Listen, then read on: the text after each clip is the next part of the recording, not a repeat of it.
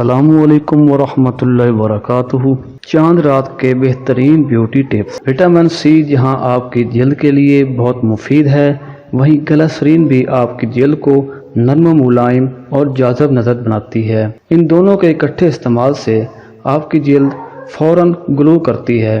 اگر آپ کو فوری طور پر کہیں جانا پڑ جائے اور وقت کم ہو تو ایک ساشا وٹامن سی میں گلسرین مکس کریں اور 15 منٹ کے لیے چہرے اور ہاتھوں پر لگائیں۔ آپ گلنار ہو جائیں گے، تازگی اور گلابی پن جھلکنے لگے گا۔